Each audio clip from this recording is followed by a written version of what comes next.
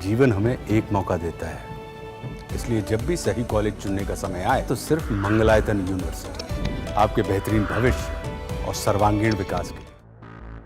बेड़ियों में जकड़े अवैध प्रवासियों की ये तस्वीर तो आपको याद होगी ही। अमेरिका का मिलिट्री विमान जब भारत की धरती पर अवैध प्रवासियों को लेकर उतरा था तो जो सियासी ड्रामा हुआ था वो भी आपको याद होगा। मगर अब नई खबर सुनिए। ट्रंप, अमेरिका के राष्ट्रपति, जो अपने हैरतअंगेज फैसलों को लेकर दुनिया में तहलका मचा रहे हैं, अब उन्होंने एक नया फैसला लिया है। फैसला है अवैध प्रवासियों को लेकर। पूरा मामला क्या है समझाते हैं। दरअसल खबर यह है कि अवैध प्रवासियों के मामले में अब ट्रंप प्रशासन बैकफुट पर है। सैन्य विमानों से भारत समेत अलग अलग देशों में प्रवासियों को छोड़ने वाले अमेरिका ने अब एक नया कदम उठाया है। अब सैन्य विमानों से अमेरिका अवैध प्रवासियों को वापस नहीं भेजेगा। भारी भरकम खर्च और लंबी दूरी की यात्रा के बाद ट्रंप प्रशासन ने एक कदम उठाया है। 1 मार्च को आखिरी बार अमेरिकी सैन्य विमान ने अवैध प्रवासियों के साथ उड़ान भरी थी। रिपोर्ट के मुताबिक अमेरिकी सैन्य विमान मैक्सिको के हवाई क्षेत्र का इस्तेमाल नहीं कर रहे हैं। इस वजह से उन्हें लंबी दूरी तय करनी पड़ रही है। सैन्य विमान कमर्शियल फ्लाइट की तुलना में कम लोगों को अपने साथ ले जा रहे हैं। इस वजह से सैन्य उड़ानों का करदाताओं पर ज्यादा बोझ पड़ रहा है। अमेरिका में अवैध प्रवासियों की निगरानी का काम होमलैंड सुरक्षा विभाग करता है। इन अवैध प्रवासियों को वाणिज्यिक उड़ानों से वापस भेजा जाता है। मगर ट्रंप प्रशासन ने सख्त संदेश देने के चक्कर में सैन्य विमानों का भरपूर इस्तेमाल किया। भारत आने वाले 3 सैन्य उड़ानों पर अमेरिका को $30 लाख खर्च करने पड़ गए। ग्वांतानामो तक लोगों को पहुंचाने पर अमेरिका को हर प्रवासी पर $20,000 तक खर्च करना पड़ा।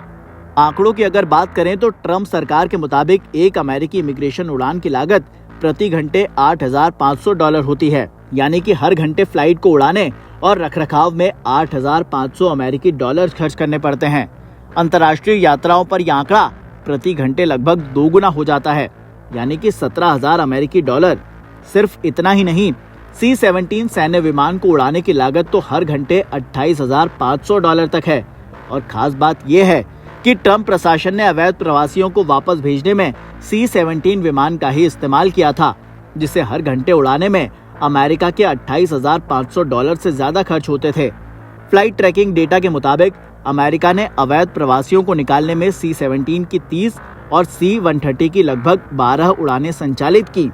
इन सैन्य उड़ानों से अवैध प्रवासियों को Panama, Ecuador, Peru, Bharat, Guatemala, Honduras और ग्वांतानामो बे भेजा गया। भारत की अगर बात करें तो अमेरिका अभी तक 344 भारतीयों को वापस भेज चुका है। उधर मैक्सिको, कोलंबिया और वेनेजुएला ने अमेरिकी सैन्य विमानों को अपने क्षेत्र में उतरने की मंजूरी नहीं दी।